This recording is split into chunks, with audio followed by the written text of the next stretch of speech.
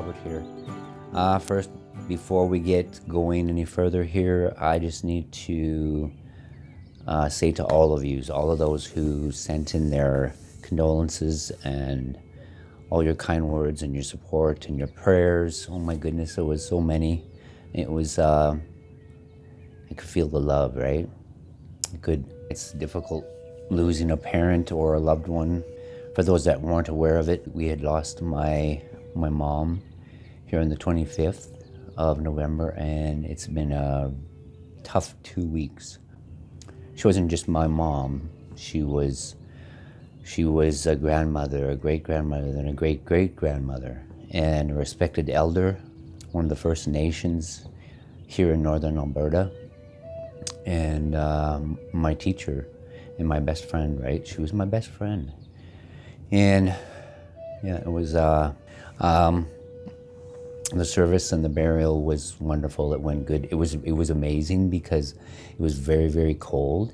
And then for that day, it cleared off and it warmed up, and we were able to have the service and be at the graveside. Only 2 days later, the burial was on Sunday, and 2 days later, we're sitting at minus almost 30, 31.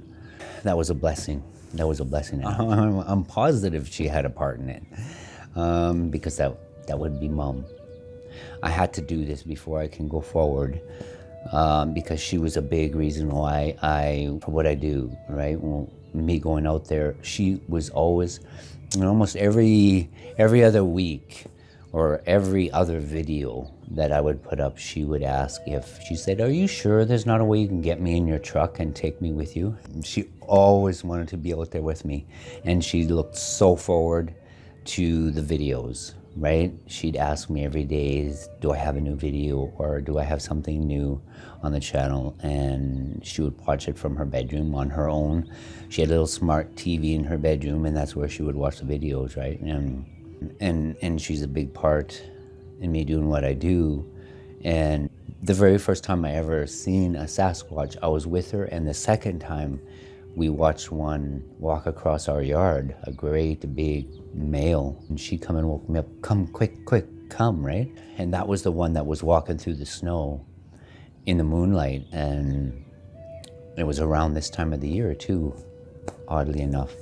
But I went out there about an hour and a half later, and there wasn't a mark in the snow, a skiff in the snow, right?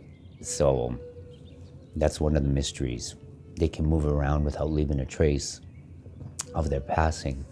The first two major experiences was with my mom. The first one, I was only 4 years old and hanging onto her leg, and that was in 1972. And then, it was later on, and I was in my teens when we watched that one walk across the yard. But she's always been there with me through this, and she's a big reason why I do what I do.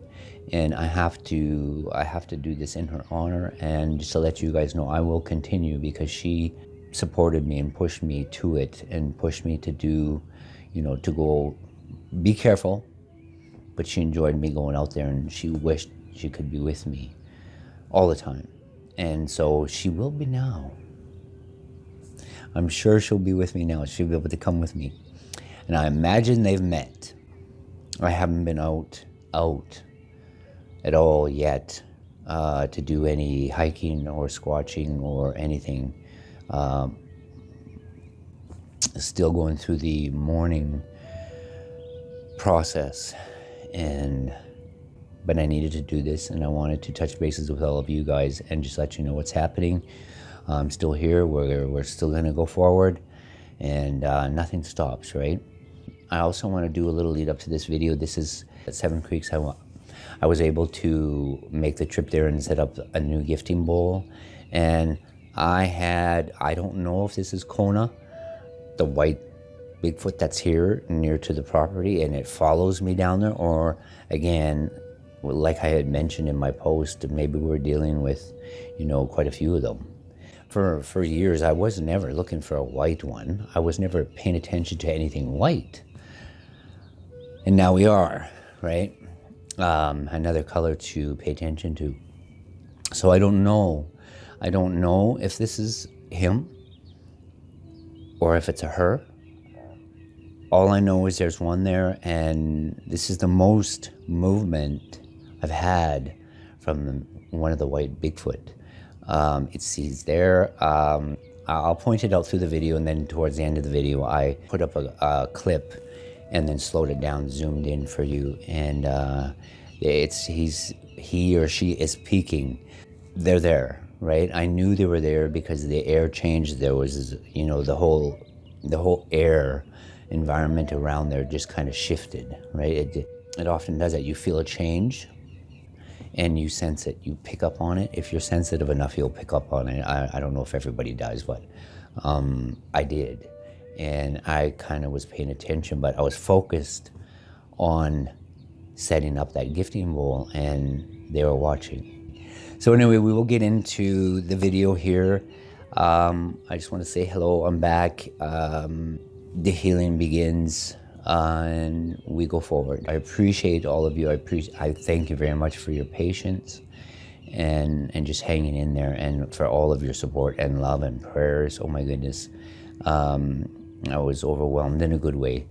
And I hope everybody's well. Take care, and we will see you in the trees.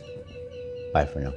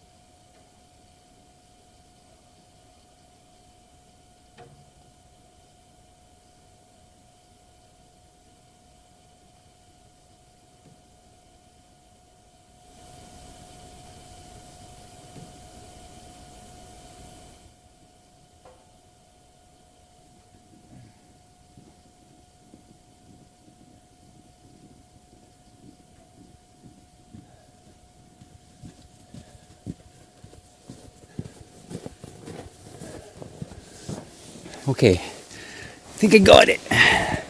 I'll show you how I do this too. I learned this from my parents. If you guys are ever in the trees and you walk in, you can see every so often That little broken branch there.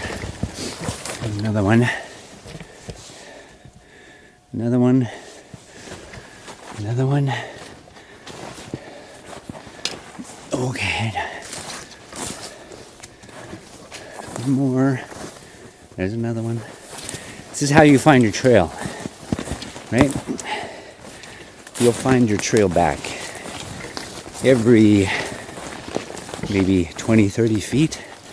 Break a tree, break a little tree, and you'll find those on your way back.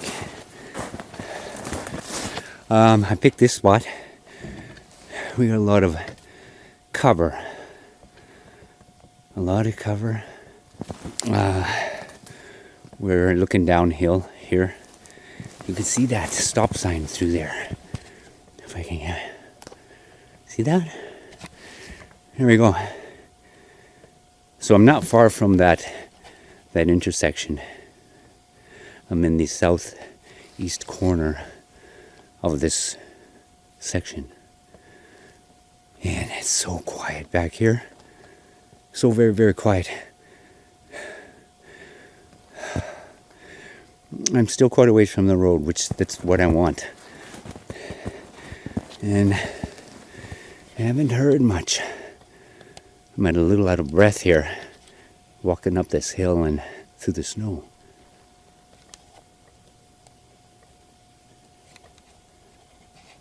But I'll leave the camera running while I do this.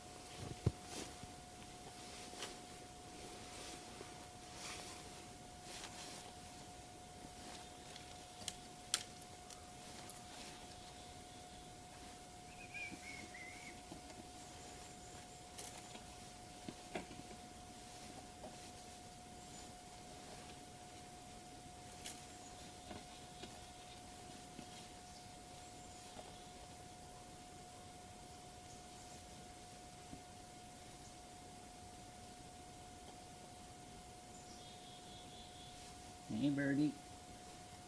Here you.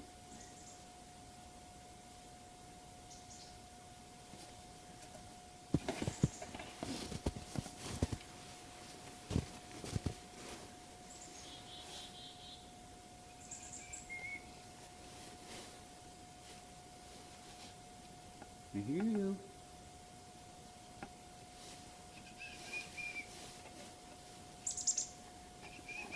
Come.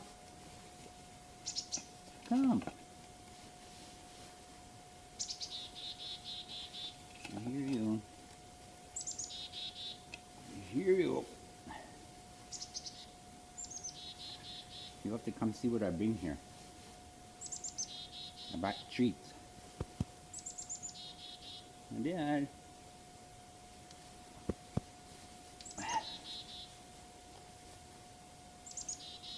I did. I swear at the farm, wherever I go, there's two little chickadees that follow me wherever I go.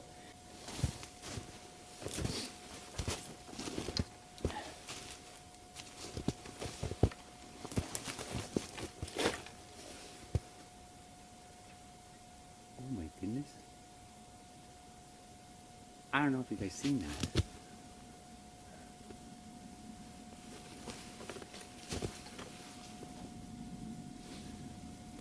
There was a great big huge, it looked like a,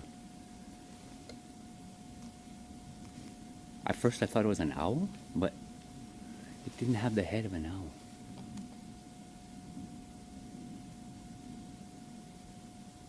It might have been an osprey. It landed in the tree right above the camera, just a little bit behind the camera. But as soon as I made a move to film it, it flew to the north. But everything's curious here.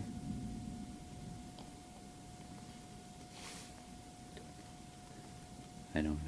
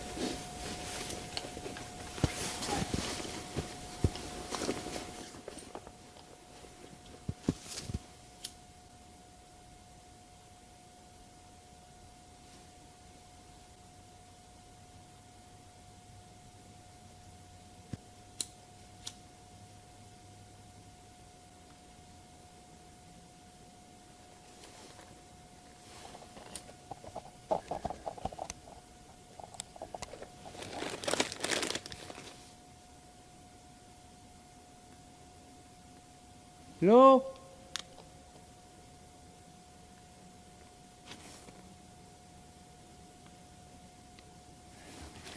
No candies today. I got my vegetable thins, my dried cherries, and baby carrots. So that's what we're gonna put in the bowl. They know I'm here. They must know I'm here. Because everything else come to check me out. So raven, osprey, chickadees.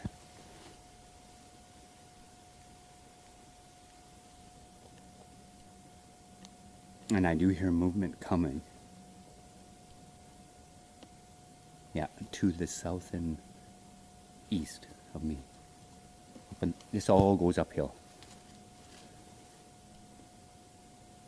And then back down to, if we were to keep following right east, southeast, as the crow flies, we would come onto that muskeg where the birch bark gifting bowl is. We would get there.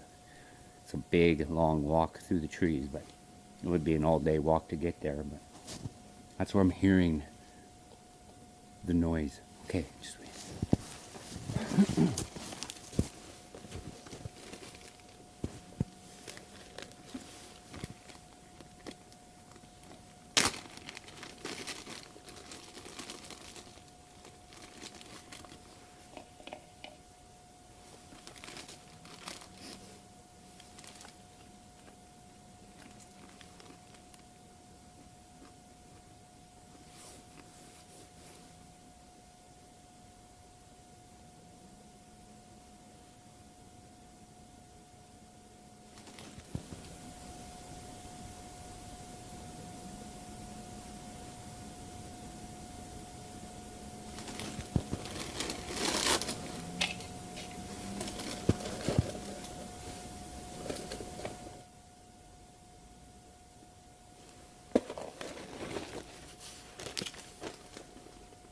Hello? Hello? Hello?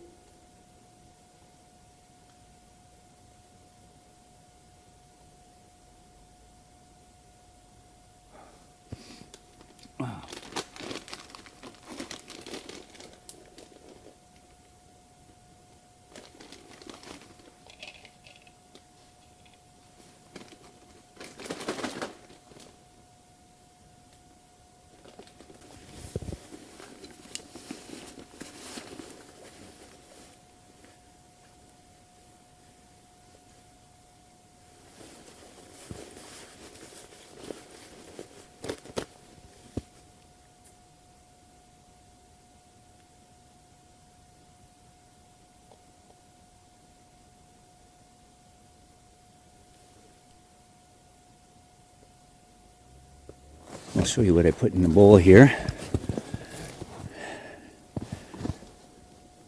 Dried cherries, wheat thins, vegetable thins, and carrots. That looks pretty. The bowl looks pretty.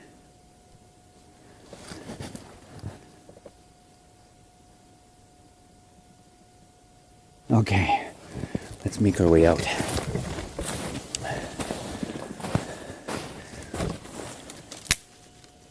Oh, right behind me, squirrely.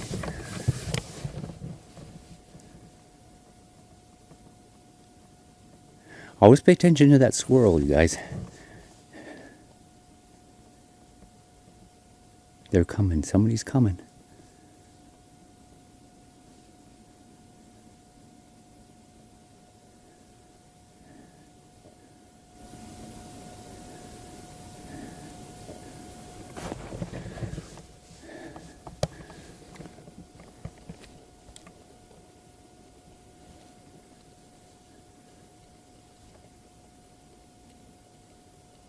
Yeah, I can hear movement.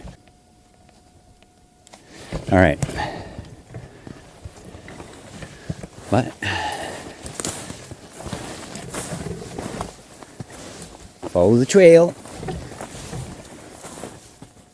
Our broken twigs. It's a very good thing to remember and to know. You can always mark your trail and find your way out. A lot of people get lost when they go straight into the trees and they can't find that back trail, right? This way you can find it. And it'll always be there for you. That's what the old hunters did back in the day.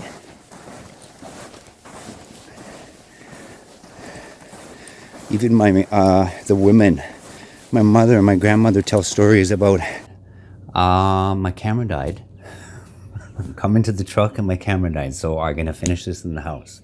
So as I was saying, my mother, and I would hear from my mother and my grandmother, and this was how they, whether it be berry picking, hunting parties, going into an area that they didn't know, it was marking their trail, and this is how they marked their trail. Every 20, 30, 40, 50 feet in the back of the line, or whoever was leading would break these little twigs, right? It's very similar to these Bigfoot breaks, right?